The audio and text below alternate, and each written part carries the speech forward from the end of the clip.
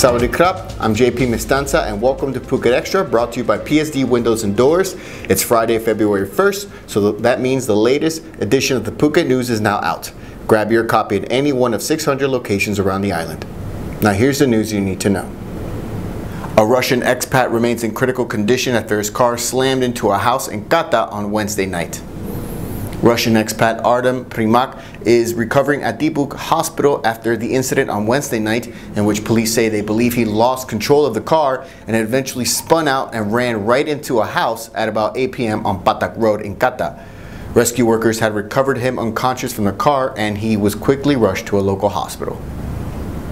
Luckily, 2 Chinese tourists are now safe after trying to walk from Tonsai Waterfall to Bang Pai Waterfall and getting lost within the 3-kilometer trek.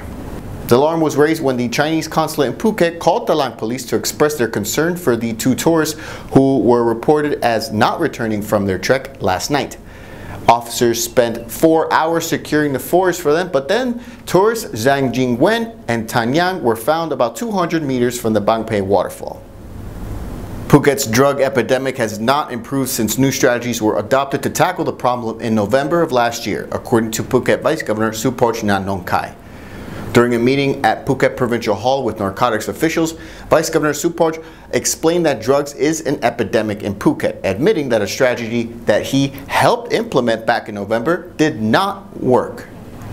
Last November, he cited figures that showed an average of 23 people were arrested for drug-related offenses every day in 2018 up to that point here in Phuket. And he helped spearhead a new strategy to solve the problem within 3 months.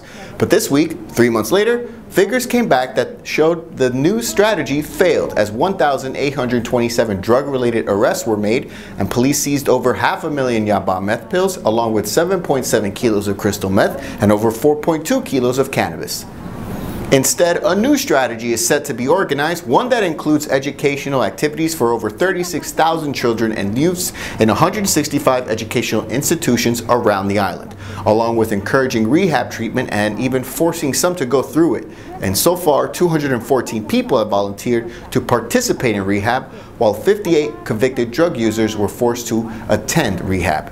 For more, visit thephuket.news.com. Phuket Extra will be right back after this.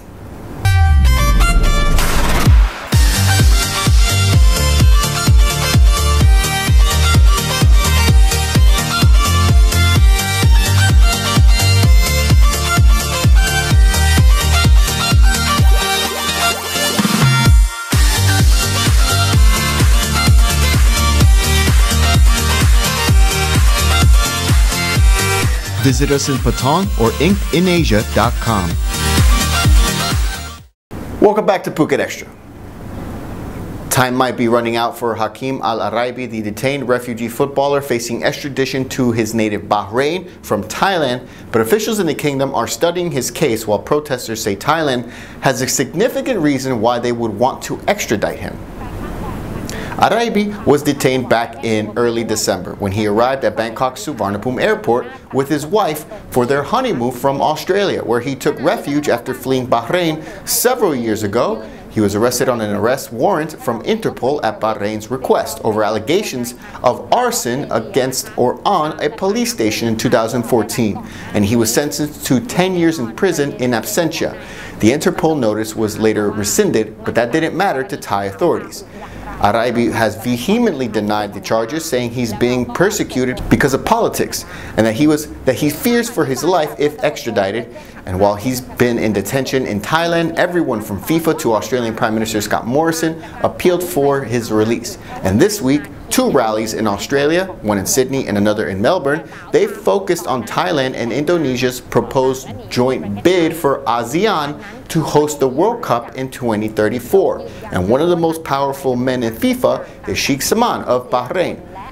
For now, it looks as though Thailand is going ahead with the extradition, even though Prime Minister Prayut Chan-o-cha has called the situation, quote, complicated.